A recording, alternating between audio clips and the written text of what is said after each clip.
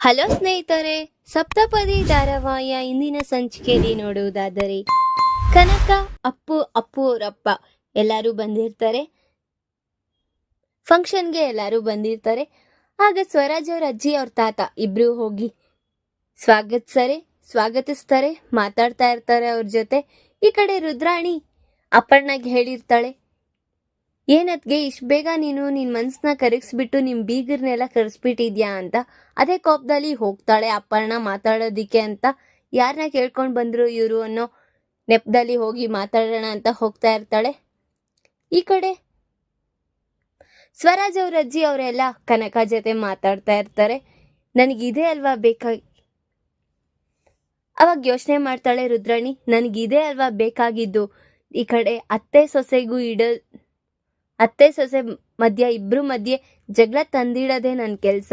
ಎಲ್ಲ ಏನಪ್ಪಣ್ಣ ಅದ್ಗೆ ಎಲ್ಲ ನಿನಗೆ ಟ್ವಿಸ್ಟ್ ಮೇಲೆ ಟ್ವಿಸ್ಟ್ ಬರ್ತಿದೆ. ನನಗೇನೋ ಒಂಥರ ಖುಷಿ ಆಗ್ತಿದೆ. ನೀನು ನೋವು ಪಡ್ತಾ ಇರು, ನಾನು ಎಂಜಾಯ್ ಮಾಡ್ತಾ ಇರ್ತೀನಿ ಅಂತ ಅನ್ಕೋತಾ ಇರ್ತಾಳೆ ಮನಸ್ಸಲ್ಲಿ. ಈ ಕಡೆ ಅಪರ್ಣ ಬರ್ತಾಳೆ ಮಾತಾಡೋದಿಕ್ಕೆ ಅಂತ. ಕನಕ ಮತ್ತೆ ಅವರ ಯಜಮಾನ್ರು ಇಬ್ರು ನಮಸ್ಕಾರ ಮಾಡ್ತಾರೆ ಅಪರ್ಣಗೆ. ನಿಮಗೆ ಯಾರು ಬರೋದಿಕ್ಕೆ ಹೇಳಿದ್ದು ಅಂತ ಎಲ್ಲ ಅಪರ್ಣ ಜೋರಾಗಿ ಮಾತಾಡ್ತಾ ಇರ್ತಾಳೆ. ಆಗ ಅವ್ರ ಮಾವ ಹೇಳ್ತಾರೆ, ಬಂದಿರೋ ಅತಿಥಿಗಳನ್ನ ಹಾಗೇನ ಮಾತಾಡ್ಸೋದು ಅಪರ್ಣ, ಕರ್ದಿರೋದ್ ನಾವೇ, ಯಾಕೆ ನೀನ್ ಈ ತರ ಮಾತಾಡ್ತಿದ್ಯಾ? ಅವರು ನಮ್ಮನೆ ಬೀಗರು, ಅವರು ಹೇಗ್ ಮಾತಾಡ್ಬೇಕು ಅಂತ ಸ್ವಲ್ಪ ಯೋಚನೆ ಮಾಡಿ ಮಾತಾಡು ಅಂತ ಹೇಳ್ತಾ ಇರ್ತಾರೆ. ಈ ಕಡೆ ಅಪರ್ಣ ಏನು ಮಾತಾಡ್ದಿರಾ ಹಾಗೆ ಸುಮ್ಮನೆ ನಿಂತಿರ್ತಾಳೆ. ಈ ಕಡೆ ರುದ್ರಾಣಿ ಹೋಗಿ ಇನ್ನೊಂದ್ ಕಡೆ ಬೆಂಕಿನ ಹಚ್ಬೇಕು ಅಂತ ಅವ್ರ ಅಣ್ಣನ ಹತ್ರ ಹೋಗಿ ಮಾತಾಡ್ತಾಳೆ. ಅಣ್ಣ, ಅದಕ್ಕೆ ನೋಡು, ಇವಾಗ ಬಂದಿರೋ ಗೆಸ್ಟ್ ಮುಂದೆ ಎಲ್ಲ ಕಾವ್ಯ ಅವ್ರ ಅಪ್ಪ ಅಮ್ಮನ್ಗೆ ಇನ್ಸಲ್ಟ್ ಮಾಡ್ತಿದ್ದಾರೆ ಅಂತ ಹೋಗಿ ಹೇಳ್ತಾಳೆ. ಅವಾಗ ಇವ್ರು ಯಾವಾಗ ಬಂದ್ರು ಅಂತ ಯೋಚನೆ ಮಾಡ್ಕೊಂಡು ಅವ್ರ ಯಜಮಾನ್ರು ಹೊಂಟೋಗ್ತಾರೆ ಅಪರ್ಣ ಮಾತಾಡ್ಸೋಣ ಅಂತ. ಈ ಕಡೆ ಯೋಚನೆ ಮಾಡ್ತಾಳೆ ರುದ್ರಾಣಿ. ಆ ಕಡೆ ಅತ್ತೆ ಸೊಸೆಗೆ, ಈ ಕಡೆ ಗಂಡ ಹೆಂಡತಿಗೆ ಒಳ್ಳೆ ಬೆಂಕಿ ಹಚ್ಚಿದೀನಿ, ಈಗ ಅಲ್ಲೇನೇನಾಗುತ್ತೆ ಅನ್ನೋದನ್ನ ನಾನು ಎಂಟರ್ಟೈನ್ ಮಾಡ್ಕೋಬೇಕು ಅಂತ ಯೋಚನೆ ಮಾಡ್ತಾ ಇರ್ತಾಳೆ. ಈ ಕಡೆ ಅಪರ್ಣ ಜೋರಾಗಿ ಮಾತಾಡ್ತಾ ಇರ್ತಾಳೆ. ನೀವ್ ಯಾರನ್ನ ಕೇಳಿ ಬಂದಿದ್ದೀರಾ ಎಲ್ಲ ಮಾತಾಡ್ತಾ ಇರ್ತಾಳೆ. ಆಗ ನಿಮ್ಮಂಥವ್ರು ನಮ್ಮ ಮನೆಗೆ ಸರಿ ಹೋಗಲ್ಲ, ಅಂಥದ್ರಲ್ಲೂ ಬಂದಿದ್ದೀರಾ, ನಿಮಗೇನು ನಾಚಿಕೆ ಮಾನ ಮರ್ಯಾದೆ ಅನ್ನೋದೇನು ಇಲ್ವಾ? ಒಂದ್ಸತಿ ಹೇಳ್ದೆ ಅಲ್ವಾ, ನೀವೆಲ್ಲ ನಮ್ಮ ಮನೆಗೆ ಬರೋದೆಲ್ಲ ಇಟ್ಕೊಂಬೇಡಿ ಅಂತ ಹೇಳ್ತಾ ಇರ್ತಾಳೆ. ಆಗ ಅವರ ಅತ್ತೆ ಹೇಳ್ತಾರೆ, ಅಲ್ಲ ಅಪರ್ಣ, ನಿನ್ ಮಗನೇ 2 ದಿವಸ ಅವ್ರ ಅತ್ತೆ ಮನೇಲಿ ಇದ್ದಾನೆ, ಹಾಗಾಗಿ ಅವರು ಬಂದಿದ್ದಾರೆ, ಸರಿ ಹೋಗಿದೆ ಬಿಡು, ಮತ್ ನಿಂದೇನ್ ಮಾತು ಅಂತ ಮಾತಾಡ್ತಾ ಇರ್ತಾರೆ. ಆಗ ಸ್ವರಾಜ್ ಅವ್ರ ಅಪ್ಪ ಬಂದು ಕಾವ್ಯ ಅವ್ರ ಅಪ್ಪ ಅಮ್ಮನ್ಗೆ ನಮಸ್ಕಾರ ಮಾಡ್ತಾರೆ. ಆವಾಗ ಕೇಳ್ತಾಳೆ, ಯಾಕ್ರಿ ಅವ್ರಿಗೆ ನಮಸ್ಕಾರ ಮಾಡ್ತಾ ಇದ್ದೀರಾ ನೀವು ಅಂತ. ಆಗ ಏನು ಮಾತಾಡ್ದಿರಾ ಬಂದಿರೋ ಗೆಸ್ಟ್ಗಳನ್ನೆಲ್ಲ ಒಳಗಡೆ ಕರ್ಕೊಂಡು ಹೋಗ್ತಾ ಇರ್ತಾರೆ. ಆಗ ಕಲ್ಯಾಣ್ಗೆ ಹೇಳಿ ಕಳಿಸ್ತಾರೆ, ಕಲ್ಯಾಣ್, ಬಂದಿರೋ ಕಾವ್ಯ ಅವ್ರ ಅಪ್ಪ ಅಮ್ಮ ಬಂದಿದಾರಲ್ವಾ, ಕಾವ್ಯನ್ಗೆ ಕರ್ಕೊಂಡೋಗಿ ತೋರ್ಸಪ್ಪ ಅಂತ ಹೇಳ್ತಾರೆ. ಸರಿ ಚಿಕ್ಕಪ್ಪ ಅಂತ ಹೇಳಿ ಅವ್ರನ್ನೆಲ್ಲ ಕರ್ಕೊಂಡು ಹೋಗ್ತಾರೆ. ಈ ಕಡೆ ಅಪರ್ಣ ಮತ್ತೆ ಅವ್ರ ಗಂಡ ಇಬ್ರು ಮಾತಾಡ್ತಾ ಇರ್ತಾರೆ. ಅಪ್ಪ ಅಮ್ಮ, ನೀವು ಸ್ವಲ್ಪ ಸುಸ್ತಾಗಿದ್ದೀರಾ ಅನ್ಸುತ್ತೆ, ನೀವು ಹೋಗಿ ರೆಸ್ಟ್ ಮಾಡಿ ಆಮೇಲೆ ನಾನು ಕರಿತೀನಿ ಅಂತ ಹೇಳಿ ಅವ್ರಿಬ್ಬರನ್ನು ಕಳಿಸ್ತಾರೆ. ಈ ಕಡೆ ಬಂದಿರೋ ಗೆಸ್ಟ್ ಮುಂದೆ ಹೇಗ್ ಮಾತಾಡ್ಬೇಕು, ಎಲ್ಲ ನಮ್ಮನ ಮರ್ಯಾದೆ ನಾವೇ ತಕ್ಕೊಳ್ಳೋದಲ್ಲ ಅಪರ್ಣ, ಸ್ವಲ್ಪ ಯೋಚನೆ ಮಾಡಿ ಮಾತಾಡೋದನ್ನ ಕಲಿ ಅಂತ ಅವ್ರ ಯಜಮಾನ್ರು ಹೇಳ್ತಾ ಇರ್ತಾರೆ. ಆಗ ಅವಳು ಏನು ಮಾತಾಡ್ದಿರಾ ಎಲ್ಲ ನೀವ್ ಹೇಳ್ದಂಗೆ ಆಗ್ಬೇಕಲ್ವಾ, ಸರಿ ಏನೋ ಮಾಡ್ಕೊಳ್ಳಿ ಅಂತ ಹೇಳ್ತಾ ಇರ್ತಾಳೆ.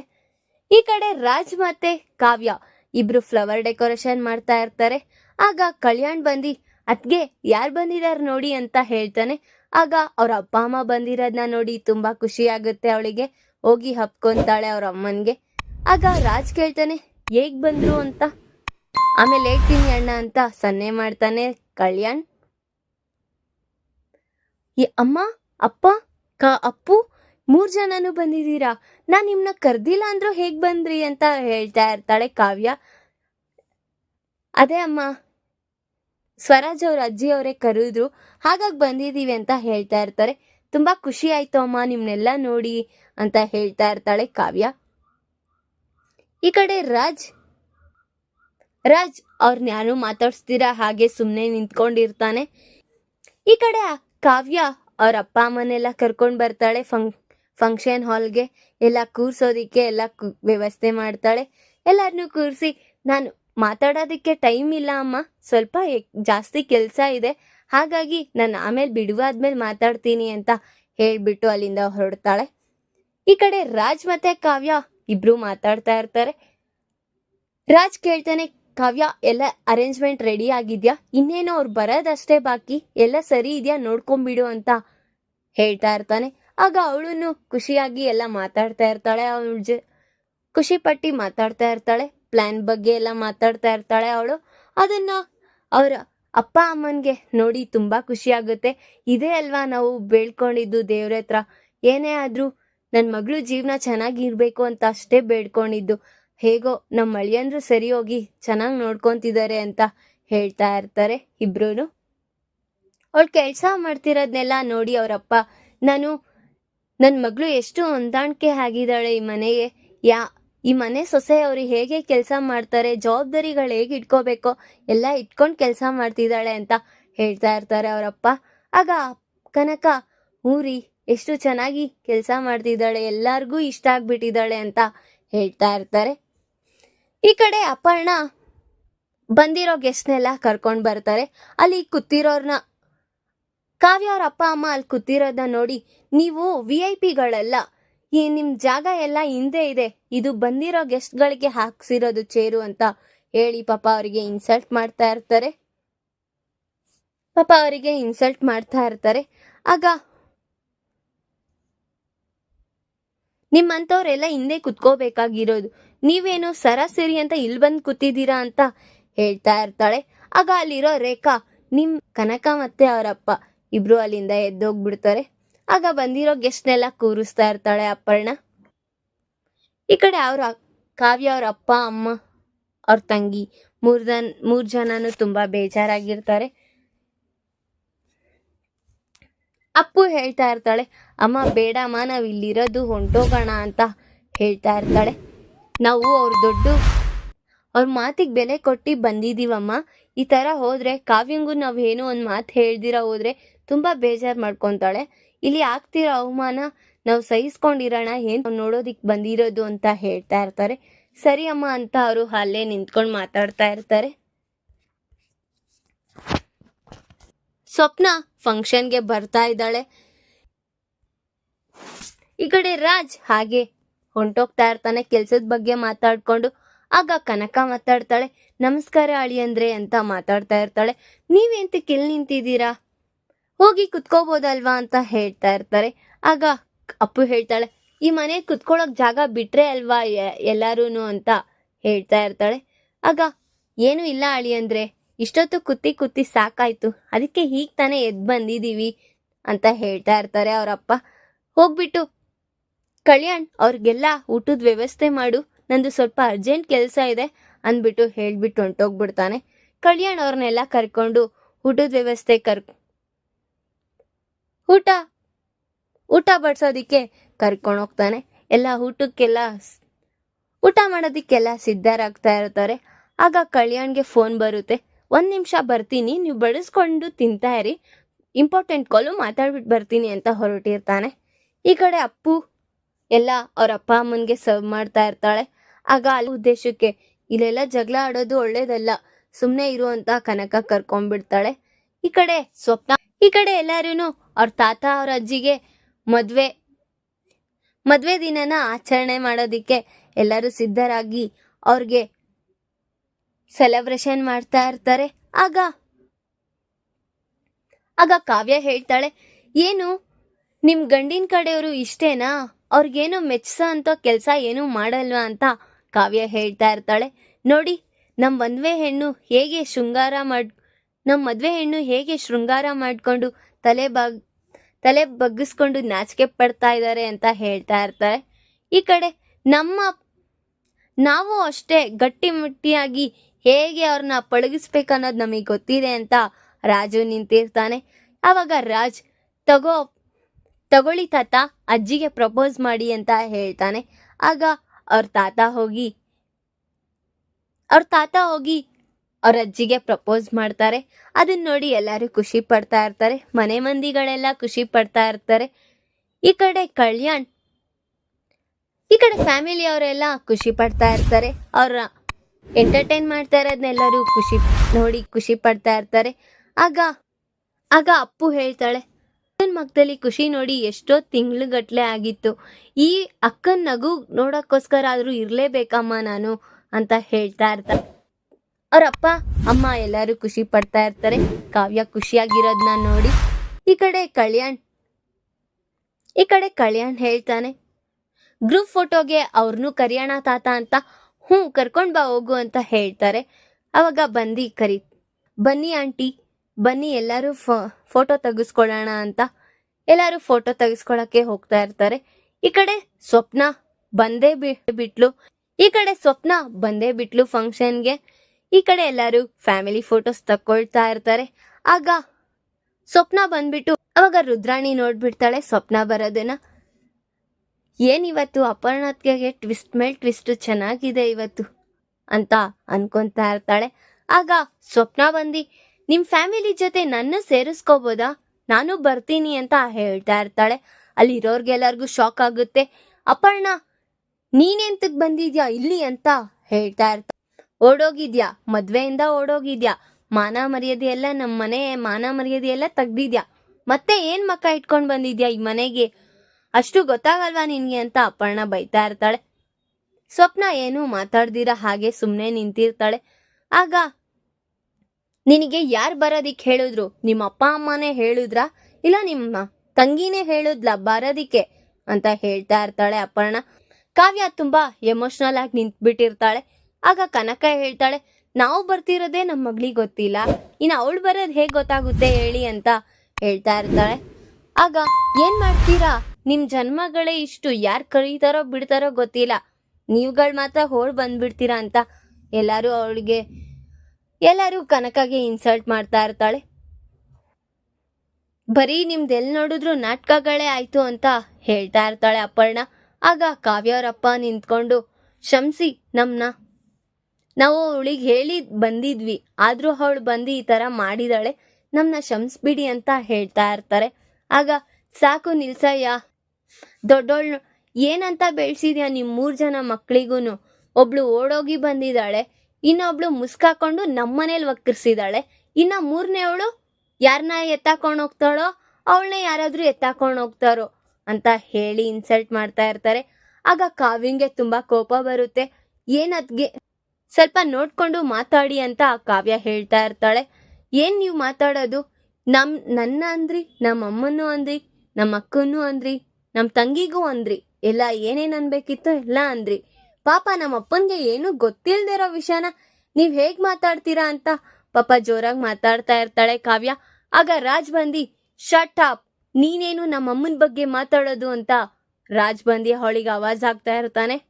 ಅದನ್ನ ಅವ್ರ ಅಜ್ಜಿ ತಾತ ನೋಡಿ, ಯಾರು ಬೇಡ, ನಿಮ್ಮ ಮಾನ ಮರ್ಯಾದಿನ, ನಮ್ಮ ಮನೆ ಮಾನ ಮರ್ಯಾದಿನ ನಮ್ಮವರಾಗಿ ನೀವೇ ತೆಗಿತಿದ್ದೀರಾ ಅಂತ ಹೇಳ್ತಾ ಇರ್ತಾರೆ. ರಾಜ್ ಸಾಕು ನಿಲ್ಸು ಅಂತ ಅವರ ತಾತ ಹೇಳ್ತಾರೆ. ಈ ಕಡೆ ಕನಕ ಬಂದಿ ಸ್ವರಾಜ್ ಅವ್ರ ಅಜ್ಜಿ ಅವ್ರ ತಾತನ ಹತ್ರ ಮಾತಾಡ್ತಾರೆ. ಶಂಸ್ಬಿಡಿ, ನಾವು ಬರ್ಬಾರ್ದಾಗಿತ್ತು, ನಾವು ಬಂದು ಈ ಮನೇಲಿ ನಡೀತಿರೋ ಕಾರ್ಯನ ಅರ್ಧಕ್ಕೆ ನಿಲ್ಲಿಸ್ದಂಗಾಯ್ತು, ಸರಿ ನಾವಿನ್ನ ಬರ್ತೀವಿ ಅಂತ ನಮಸ್ಕಾರ ಮಾಡ್ಬಿಟ್ಟು ಕಾವ್ಯನ್ ನೋಡಿ ಕನಕ ಹತ್ಕೊಂಡು ಹೋಗ್ತಾ ಇರ್ತಾಳೆ. ಸ್ವಪ್ನನ್ನ ಹೇಳ್ಕೊಂಡು ಹೋಗ್ಬಿಡ್ತಾಳೆ ಆ ಫಂಕ್ಷನ್ ಇಂದ. ಈ ಕಡೆ ಕಾವ್ಯಗೂ ತುಂಬಾ ಬೇಜಾರಾಗ್ಬಿಟ್ಟು ಅಲ್ಲಿಂದ ಹೊರಟ್ಬಿಡ್ತಾಳೆ. ಧಾರಾವಾಹಿಯ ಪ್ರತಿಯೊಂದು ಸಂಚಿಕೆ ತಪ್ಪದೇ ನೋಡಬೇಕಾದರೆ ನಮ್ಮ KTVS 365 ಚಾನೆಲ್ನ ಈಗಲೇ ಸಬ್ಸ್ಕ್ರೈಬ್ ಮಾಡ್ಕೊಳ್ಳಿ. ಹಾಗೆ ಪಕ್ಕದಲ್ಲಿರೋ ಬೆಲ್ ಬಟನ್ ಅನ್ನು ಪ್ರೆಸ್ ಮಾಡಿ ಅದರಲ್ಲಿ ಆಲ್ ಆಪ್ಷನ್ ಸೆಲೆಕ್ಟ್ ಮಾಡ್ಕೊಳ್ಳಿ. ಇದರಿಂದ ನಾವು ರಿಲೀಸ್ ಮಾಡುವಂತಹ ಸಂಚಿಕೆ ಅಪ್ಡೇಟ್ ನೋಟಿಫಿಕೇಶನ್ ಸಿಗುತ್ತೆ. ರಾಹುಲ್ ಕಾಲ್ ಮಾಡ್ತಾನೆ ಸ್ವಪ್ನಾಗೆ. ಇವಳು ಸ್ವಪ್ನ ಕೋಪದಿಂದ ಫೋನ್ ಎತ್ತಿ, ಅಲ್ಲ ಅಲ್ಲಿ ಎಷ್ಟು ಜನ ನನಗೆ ಇನ್ಸಲ್ಟ್ ಮಾಡ್ತಿದ್ರು, ನೀನ್ ಸುಮ್ಮನೆ ನಿಂತಿದ್ಯಾ, ನೀನೇನು ನನ್ನ ಬಿಟ್ಬಿಡ್ಬೇಕು ಅಂತ ಕಾಯ್ತಾ ಇದ್ಯಾ, ನಂದು ಎಲ್ಲ ನನ್ನ ಮೇಲಿರೋ ಆಸೆ ಎಲ್ಲ ನಿನ್ಗೆ ಸತ್ತೋಗ್ಬಿಟ್ಟಿದೆ ಅನ್ಸುತ್ತೆ, ಹಾಗಾಗಿ ನೀನು ಹಾಗೆ ಸುಮ್ಮನೆ ನಿಂತಿದ್ದೆ ಅಂತ ಹೇಳ್ತಾ ಇರ್ತಾಳೆ. ಹಾಗಲ್ಲ, ನಾವು ಇಲ್ಲಿ ಇರಬೇಕು ಅಂದ್ರೆ ನಮ್ಮ ಆಸ್ತಿ ಎಲ್ಲ ನಮ್ಮ ಕೈಲಿ ಇರಬೇಕು, ಅದಕ್ಕೆ ನಾನು ಅಲ್ಲೇನು ಮಾತಾಡ್ದಿರ ಇದ್ದೆ ಅಂತ, ಆ ಥರ ಇರಬೇಕು ಅಂತ ಮಾತನ್ನ ಚೇಂಜ್ ಮಾಡ್ತಾ ಇರ್ತಾನೆ. ಸಾಕು ನಿಲ್ಸು, ನೀನು ಹೇಳಿದ್ದು ನಾನು ಕೇಳಿದ್ದು, ಇನ್ನೆಲ್ಲ ಆಟಗಳು ನಿಲ್ಸು, ಇದೇ ಲಾಸ್ಟ್ ವಾರ್ನಿಂಗ್ ನಿನ್ಗೆ. ನೀನ್ ಇದೇ ತರ ಮಾಡ್ತಿದ್ದೆ ನಾನೇ ಡೈರೆಕ್ಟ್ ಆಗಿ ಬಂದು ಎಲ್ಲರಿಗೂ ಹೇಳ್ತೀನಿ ಅಂತ ಹೇಳ್ತಾ ಇರ್ತಾಳೆ. ಅವನಿಗೆ ಗಾಬರಿ ಆಗ್ಬಿಟ್ಟು ಇಟ್ಬಿಡ್ತಾನೆ ಫೋನ್. ಈ ಕಡೆ ಕಾವ್ಯ ತುಂಬಾ ಅವ್ರ ಅಪ್ಪ ಅಮ್ಮಂಗೆ ಬೇಜಾರಾಗಿರೋದನ್ನ ನೆನೆಸ್ಕೊಳ್ತಾ ಇರ್ತಾಳೆ. ಪಾಪ ನಮ್ಮ ಅಪ್ಪನಿಗೂ ಏನು ಇದ್ರ ಬಗ್ಗೆನೇ ಅರಿವಿಲ್ಲ, ಎಲ್ಲರ ಮುಂದೆ ಅವರಿಗೆ ತುಂಬಾ ಬೇಜಾರು ಮಾಡಿಸಿದ್ಯಾ. ಏನೇ ಆಗ್ಲಿ ಕೃಷ್ಣ, ನೀನು ಮತ್ತೆ ಕಣ್ ಬಿಟ್ಟೆ ಬಿಡ್ತೀಯ. ನಾನೇ ನಮ್ಮ ಮನೆಗೆ ಹೋಗಿ ನಮ್ಮ ಅಪ್ಪ ಅಮ್ಮಂಗೆ ಮರ್ಯಾದೆ ಕೊಡೋ ರೀತಿ ನಾನು ಮಾಡಬೇಕು ಅಂತ ಯೋಚನೆ ಮಾಡ್ತಾ ನಿಂತಿರ್ತಾಳೆ ಕಾವ್ಯ. ಈ ಕಡೆ ಧಾನ್ಯಲಕ್ಷ್ಮಿ ಅಡ್ಗೆ ಮಾಡ್ತಾ ಇರ್ತಾಳೆ. ಆಗ ಅವ್ರ ಅತ್ತೆ ನೋಡ್ಬಿಟ್ಟು, ಏನ್ ಧಾನ್ಯಲಕ್ಷ್ಮಿ, ಯಾಕೆ ಕೆಲ್ಸದವ್ರು ಬಂದಿಲ್ವಾ, ನೀನ್ ಯಾಕೆ ಅಡ್ಗೆ ಮಾಡ್ತಿದ್ಯಾ ಅಂತ ಕೇಳ್ತಾರೆ. ಹ್ಞೂ ಅತ್ತೆ, ಶಾಂತ ಬಂದಿಲ್ಲ, ಅವ್ರ ಮಗನ್ಗೆ ಹುಷಾರಿಲ್ಲ ಅಂತ ಹೇಳಿ ಹೋಗಿದ್ದಾಳೆ, ಹಾಗಾಗಿ ನಾನೇ ಮಾಡ್ತಾ ಇದ್ದೀನಿ ಅಂತ ಹೇಳ್ತಾ ಇರ್ತಾಳೆ. ಆಗ ಏನ್ ಯೋಚನೆ ನೀನ್ ಮಾಡ್ತಾ ಇರೋದ್ ಏನು ಸರಿ ಇಲ್ಲ ಕಾವ್ಯ ಅಂತ ಹೇಳ್ತಾ ಇರ್ತಾರೆ.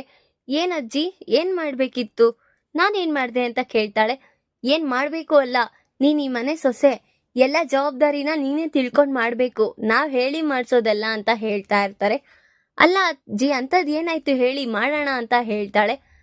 ಅಲ್ಲಿ ಧಾನ್ಯಲಕ್ಷ್ಮಿ ಒಬ್ಳೆ ಅಡ್ಗೆನ್ ಮಾಡ್ತಿದ್ದಾಳೆ, ನೀನ್ ಹೋಗಿ ಸ್ವಲ್ಪ ಸಹಾಯ ಮಾಡ್ಬೇಕಲ್ವಾ, ನೋಡಿದ್ರೆ ನಿಮ್ಮತ್ತೆ ನೋಡಿದ್ರೆ ಕೋಪ ಮಾಡ್ಕೊಂಡ್ ಕೂತಿದ್ದಾಳೆ, ನೀನಾದ್ರೂ ಹೋಗಿ ಹೆಲ್ಪ್ ಮಾಡ್ಬೇಕಲ್ವಾ ಅಂತ ಹೇಳ್ತಾ ಇರ್ತಾರೆ. ನಾನು ಹೋದ್ರೆ ನಾನು ಅಲ್ಲಿಗೆ ಹೋಗಕ್ಕೂ ನಿಷೇಧ ಆಗಿದೆ ಅಜ್ಜಿ, ಅತ್ತೆ ಗೊತ್ತಾದ್ರೆ ನನ್ನ ಅಲ್ಲಿ ಸುಮ್ಮನೆ ಬಿಡಲ್ಲ ಅಂತ ಎಲ್ಲ ಹೇಳ್ತಾ ಇರ್ತಾಳೆ. ನಾನು ಈ ಮನೆ ಸೊಸೆನೆ, ನಾನು ಹೇಳಿದ್ಮೇಲೇನೆ ಅವಳು ಹೇಳೋದಿಕ್ಕಾಗೋದು, ನಾನು ಹೇಳ್ತಾ ಇದ್ದೀನಿ ನೀನೋಗಿ ಅಡ್ಗೆ ಮಾಡು ಅಂತ ಎಲ್ಲ ಹೇಳ್ತಾ ಇರ್ತಾರೆ. ಆಗ ಅವಳು ನಿರಾಕರಿಸ್ತಾ ಇರ್ತಾಳೆ. ಬೇಡ ಅಜ್ಜಿ, ಅವ್ರಿಗೆ ಗೊತ್ತಾದ್ರೆ ತುಂಬಾ ಬೇಜಾರು ಮಾಡ್ಕೊತಾರೆ, ನಾನು ಹೋಗಲ್ಲ ಅಂತ ಹೇಳ್ತಾ ಇರ್ತಾಳೆ. ಆಗ ಏನೇ ಆದ್ರೂ ನಾನು ನೋಡ್ಕೊಂತೀನಿ, ಹೋಗು, ನಿಮ್ ಯಜಮಾನ್ರಿಗೆ ನೀನ್ ಸ್ವಂತವಾಗಿ ಅಡ್ಗೆ ಮಾಡಿ ತಿನ್ಸೋದ್ನ ಕಲಿ, ಅವಾಗ ನಿನ್ ಕಡೆನೂ ನಿನ್ ಗಂಡ ಪರವಾಗಿ ಮಾತಾಡ್ತಾನೆ, ಅವಾಗ ನೀನ್ ಮಾಡೋ ಅಡ್ಗೆಯಿಂದಾನೇ ನಿನ್ ಗಂಡನ ನಿನ್ ಕಂಟ್ರೋಲಲ್ಲಿ ಇಟ್ಕೊಬೋದು ಅಂತ ಹೇಳ್ತಾ ಇರ್ತಾರೆ ಅವ್ರ ಅಜ್ಜಿ. ಅವಾಗ ಅವಳು ತುಂಬಾ ಯೋಚನೆ ಮಾಡ್ತಾ ನಿಂತಿರ್ತಾಳೆ. ಹೋಗ್ಲಾ ಬೇಡ್ವಾ, ಏನ್ ಮಾಡೋದು, ಅಜ್ಜಿ ಬೇರೆ ಈ ತರ ಹೇಳ್ತಿದ್ದಾರೆ ಅಂತ ಯೋಚನೆ ಮಾಡ್ತಾ ನಿಂತಿರ್ತಾಳೆ. ಸರಿ ಅಜ್ಜಿ, ಆಯ್ತು, ನೀವ್ ಹೇಳ್ತಿದ್ದೀರಾ ಅನ್ನೋ ಬೆಲೆಗೆ ಹೋಗ್ತಾ ಇದ್ದೀನಿ ಅಂತ, ಸರಿ ನಾನು ಮಾಡ್ತೀನಿ ಅಂತ ಹೊರಟಿರ್ತಾಳೆ. ಈ ಕಡೆ ಕಲ್ಯಾಣ್ ಅಪ್ಪುಗೆ ಫೋನ್ ಮಾಡ್ತಾನೆ. ಎಲ್ಲಿದ್ದೀರಾ ಬ್ರೋ, ನಾನು ನಿಮ್ಮ ಹತ್ರ ಮಾತಾಡ್ಬೇಕು ಅರ್ಜೆಂಟಾಗಿ ಅಂತ ಹೇಳ್ತಾ ಇರ್ತಾನೆ. ಆಗ ನಾನು ಸ್ವಲ್ಪ ಕೆಲ್ಸದಲ್ಲಿದ್ದೀನಿ, ಕೆಲಸ ಮುಗಿಸ್ಕೊಂಡು ಬರ್ತೀನಿ, ಆಮೇಲೆ ಮಾತಾಡೋಣ ಅಂತ ಹೇಳ್ತಾಳೆ ಅಪ್ಪು. ಈ ಕಡೆ ಕಾವ್ಯ ಅಡ್ಗೆ ಮನೆಗೆ ಬರ್ತಾಳೆ. ಆಗ ಧಾನ್ಯಲಕ್ಷ್ಮಿಗೆ ಭಯ ಆಗುತ್ತೆ. ನೀನ್ ಎಂತಕ್ ಬಂದೆ ಕಾವ್ಯ, ಅಕ್ಕ ಗೊತ್ತಾದ್ರೆ ತುಂಬಾ ಕೋಪ ಮಾಡ್ಕೋತಾರೆ, ಬೇಡ ನೀನ್ ಹೋಗು ಅಂತ ಎಲ್ಲ ಹೇಳ್ತಾ ಇರ್ತಾರೆ. ಏನು ಇಲ್ಲ ಅತ್ತೆ, ಅಜ್ಜಿನೇ ಹೇಳಿದ್ರು ನೀನ್ ಹೋಗಿ ಅಡ್ಗೆ ಮಾಡು, ಏನಾದ್ರೂ ನಾನು ನೋಡ್ಕೊಂತೀನಿ ಅಂತ ಹೇಳಿ ಕಳ್ಸಿದ್ದಾರೆ ಅಂತ ಹೇಳ್ತಾ ಇರ್ತಾಳೆ. ಹಾಗಲ್ಲ ಕಾವ್ಯ, ಬೇಡ, ಫಸ್ಟೇ ನಮ್ಮ ಅಕ್ಕಂಗೆ ನಿನ್ ಮೇಲೂ ತುಂಬಾ ಕೋಪ ಇದೆ, ಬೇಡ ನಾನು ಮಾಡ್ಕೊಂತೀನಿ ಹೋಗು ಅಂತ ಹೇಳ್ತಾ ಇರ್ತಾರೆ. ಬೇಡ ಅತ್ತೆ, ನೀವು ಕುತ್ಕೊಳ್ಳಿ ಸ್ವಲ್ಪ ಹೊತ್ತು, ನಾನು ಮಾಡ್ತೀನಿ ಅಡ್ಗೆ ಅಂತ ಎಲ್ಲ ಮಾಡ್ತಾ ಇರ್ತಾಳೆ ಅಡ್ಗೆನ. ಅವಳಿಗೆ ನೋಡಿ ತುಂಬಾ ಖುಷಿ ಆಗ್ತಾ ಇರುತ್ತೆ ಧಾನ್ಯಲಕ್ಷ್ಮಿಗೆ. ಆಗ ಅವ್ರ ಅಜ್ಜಿ ಬರ್ತಾರೆ. ಕಾವ್ಯ ಪಟ ಅಂತ ಎಲ್ಲ ಅಡ್ಗೆನೆಲ್ಲ ಮಾಡ್ತಾ ಇರ್ತಾಳೆ. ಆಗ ಅವ್ರ ಅಜ್ಜಿ ಬರ್ತಾರೆ.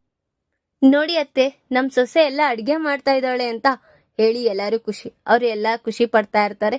ಈ ಕಡೆ ಅಪ್ಪು ಆ ಕಲ್ಯಾಣ್ಗೋಸ್ಕರ ಕಾಯ್ತಾ ಇರ್ತಾಳೆ. ಎಲ್ಲಿ ಮರ ಏನಾದ್ರೂ ಕಾಣಿಸ್ಬಿಡ್ತಾ, ಮರದಲ್ಲಿ ಏನಾದ್ರೂ ಕವಿತೆ ಉಟ್ಬಿಡ್ತಾ, ಕವಿತೆ ಬರೀತಾನೆ ಕೂತ್ಬಿಟ್ಟಿದಾರ ಏನು ಈ ಅಪ್ಪ ಅಂತ ಯೋಚನೆ ಮಾಡ್ತಾ ಇರ್ತಾಳೆ. ಯಾರಿಗೋಸ್ಕರನೂ ನಾನು ಕಾಯ್ದವಳಲ್ಲ, ಇವ್ರಿಗೋಸ್ಕರ ಕಾಯ್ಬೇಕು ಅಂತ ಯೋಚನೆ ಮಾಡ್ತಾ ಇರ್ತಾಳೆ. ಅದೇ ಟೈಮಲ್ಲಿ ಕಲ್ಯಾಣ್ ಬರ್ತಾನೆ. ಲೇಟ್ ಆಯ್ತು ಅಂತ ಹೇಳ್ತಾನೆ. ನೀನ್ ಫಸ್ಟ್ ನನಗೆ ಸಾರಿ ಕೇಳು, ನಾನು ಯಾರಿಗೂ ಕಾಯೋಳೆ ಅಲ್ಲ, ನಿನಗೋಸ್ಕರ ಕಾಯ್ತಾ ಇದ್ದೀನಿ ಅಂತ ಹೇಳ್ತಾ ಇರ್ತಾಳೆ. ಪರವಾಗಿಲ್ಲ, ನಾನು ಕೆಲ್ಸದ ಮೇಲೆ ಬಂದಿದ್ದು, ಮಾತಾಡೋಣ, ಆಮೇಲೆ ಬೇಕಂದ್ ಇದ್ ಮಾಡೋಣ ಅಂತ ಎಲ್ಲ ಹೇಳ್ತಾ ಇರ್ತಾನೆ. ಕಲ್ಯಾಣ್ ಹೇಳ್ತಾನೆ, ಅತ್ಗೆಗೆ ಈ ತರ ಕಂಡೀಷನ್ ಹಾಕಿದ್ದಾರೆ ನಮ್ಮಣ್ಣ, ಹಾಗಾಗಿ ನಮ್ಮ ಅತ್ಗೆನ ನಾವು ಉಳಿಸ್ಬೇಕು ಅಂದ್ರೆ ಅವ್ರ ಪರವಾಗಿ ನಾವು ನಿಂತ್ಕೋಬೇಕು, ಏನೇ ಆದ್ರೂ ನಿಮ್ಮ ಅಕ್ಕ ಸ್ವಪ್ನ ಮೇಲೆ ಒಂದ್ ಕಣ್ಣಿಡ್ಬೇಕು, ಅವ್ರು ಎಲ್ಲೆಲ್ಲಿ ಹೋಗ್ತಿದ್ದಾರೆ ಏನು ಎಲ್ಲ ತಿಳ್ಕೋಬೇಕು ಅಂತ ಎಲ್ಲ ಹೇಳ್ತಾ ಇರ್ತಾನೆ ಆಲ್ರೆಡಿ ನಾನು ಅದೇ ಪ್ಲಾನ್ ಅಲ್ಲೇ ಇದ್ದೀನಿ ಅಂತ ಹೇಳ್ತಾ ಇರ್ತಾಳೆ ಅಪ್ಪು. ಹಾಗಲ್ಲ, ಪ್ಲಾನ್ ಹಾಕೋದಲ್ಲ, ನಾವು ಪ್ಲಾನ್ ಹಾಕ್ಬೇಕು ಅಂತ ಎಲ್ಲ ಕಲ್ಯಾಣ್ ಹೇಳ್ತಾ ಇರ್ತಾನೆ. ಕಾವ್ಯ ಅಪರ್ಣಗೆ ಗೊತ್ತಿಲ್ದಿರಂಗೆ ಅಡ್ಗೆ ಮಾಡ್ತಾ ಇದ್ದಾಳೆ. ಈ ಕಡೆ ರಾಜ್ ಮತ್ತೆ ಅಪರ್ಣಗೆ ಇಬ್ರಿಗೂ ಕಾವ್ಯ ಅಡ್ಗೆ ಮಾಡಿದಾಳೆ ಅಂತ ಗೊತ್ತಾಗುತ್ತಾ? ಈ ಕಡೆ ಕಲ್ಯಾಣ್ ಮತ್ತೆ ಅಪ್ಪು ಸ್ವಪ್ನ ಮೇಲೆ ಯಾವ ಪ್ಲಾನ್ ನ ಪ್ರಯೋಗ ಮಾಡ್ತಿದ್ದಾರೆ ಅನ್ನೋದನ್ನ ಮುಂದಿನ ಭಾಗದಲ್ಲಿ ತಿಳಿಸ್ಕೊಡ್ತೀನಿ. ಈ ವಿಡಿಯೋ ಇಷ್ಟ ಆದ್ರೆ ಲೈಕ್ ಮಾಡಿ, ನಿಮ್ಮ ಫ್ರೆಂಡ್ಸ್ ಹಾಗೆ ನಿಮ್ಮ ರಿಲೇಟಿವ್ಸ್ಗೂ ಶೇರ್ ಮಾಡಿ ಅಂಡ್ ಕಮೆಂಟ್ ಮಾಡಿ. Thanks for watching.